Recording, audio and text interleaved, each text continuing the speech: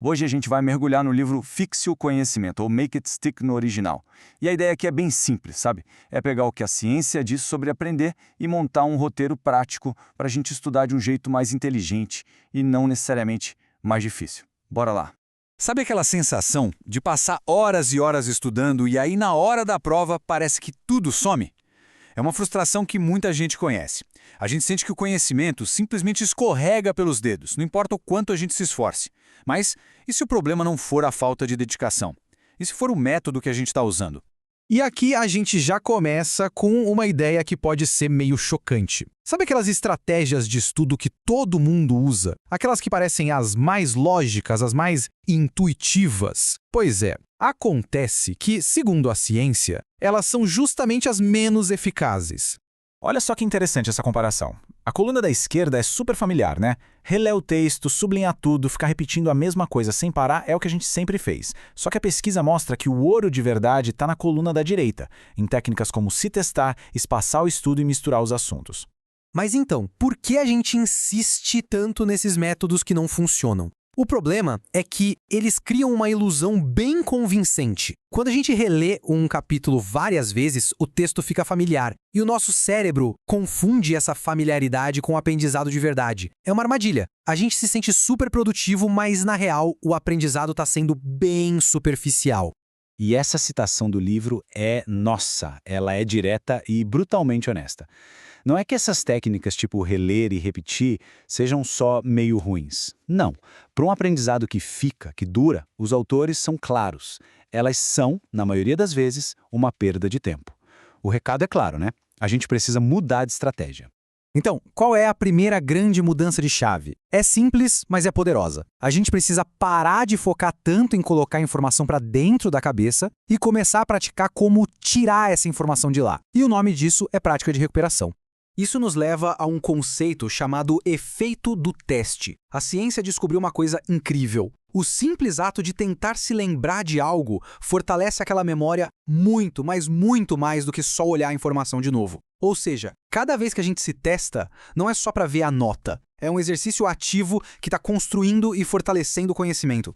E a melhor parte é que é muito simples de fazer. Em vez de ficar relendo, a técnica é outra. Terminou de ler uma parte? Para, fecha o livro e se pergunta, tá, o que eu acabei de ler? Quais eram as ideias principais aqui? Tenta explicar isso com as suas próprias palavras, pode ser em voz alta ou escrevendo. É esse esforcinho para lembrar que faz toda a diferença. Depois é só dar uma olhada no material para ver se acertou e corrigir o que faltou.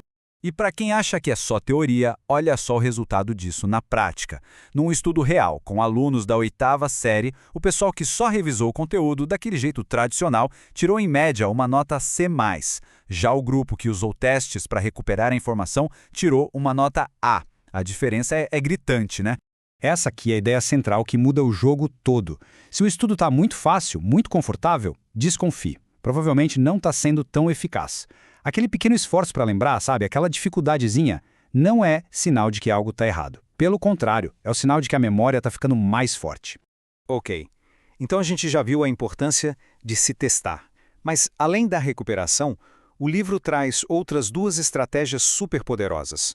Elas também podem parecer mais difíceis no começo, mas os resultados são muito, muito melhores. Vamos ver quais são. De um lado, a gente tem a prática intensiva. É aquela famosa maratona de estudos na véspera da prova, sabe? A gente estuda tudo de uma vez. A sensação de que sabemos tudo vem rápido, mas o esquecimento também vem na mesma velocidade. Do outro lado, tem a prática espaçada, que é basicamente distribuir o estudo ao longo do tempo. Pode até parecer que o aprendizado é mais lento, mas a retenção, o que fica na memória, é muito mais duradoura. 215%. É um número enorme, né? Mas de onde ele vem? Pois é, esse foi o aumento no desempenho de alunos num teste de geometria. A única diferença foi que, em vez de estudar um tipo de problema de cada vez, em blocos, eles misturaram tudo, intercalaram os problemas. Imagina só, um ganho de 215% só por mudar a ordem do que se pratica. E isso é o que a gente chama de prática intercalada. Quando a gente mistura os tópicos, o cérebro é forçado a trabalhar mais. Ele não pode ficar no piloto automático. A cada problema, ele precisa parar, analisar e decidir qual é a ferramenta certa para usar. Então, em vez de só aprender a executar uma solução, ele aprende a identificar qual solução aplicar. E isso é um aprendizado muito mais profundo. E tem uma ferramenta bem legal que junta a recuperação com a prática espaçada. O sistema da caixa de Leitner. Funciona com flashcards. É super simples. Se um cartão é respondido corretamente, ele vai para uma caixa que vai ser revisada com menos frequência. Se for respondido errado, ele volta para a primeira caixa para ser revisado logo. Basicamente, é um sistema que automatiza e personaliza o espaçamento do estudo. Certo, a gente viu um monte de ideias importantes. Mas como a gente junta tudo isso num plano de estudos que funciona de verdade? Então, o roteiro de estudos ideal seria mais ou menos assim. Primeiro, usar o autoteste como a ferramenta principal, no lugar da releitura. Segundo, espaçar a prática, deixar um tempinho para o cérebro quase esquecer, porque isso torna a lembrança ainda mais forte. Terceiro, intercalar, misturar diferentes assuntos ou tipos de problema. E por fim, um ponto-chave, elaborar.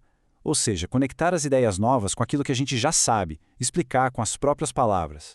O livro usa uma analogia que é perfeita para entender isso. Pensa que os fatos e as informações são os tijolos, a areia, o cimento. Mas só ter o material não adianta, né? Aprender de verdade é saber construir a casa, é entender como as peças se encaixam, como a estrutura funciona. É sobre construir modelos mentais e não só decorar uma lista de coisas. E para fechar, fica essa reflexão. A nossa intuição quase sempre nos manda buscar o caminho mais fácil, mais rápido. Mas o que a ciência do aprendizado mostra é justamente o contrário. E se o esforço, aquela dificuldade, até aquela frustraçãozinha não forem sinais de que estamos errando? E se, na verdade, eles forem a prova de que finalmente a gente está aprendendo de verdade?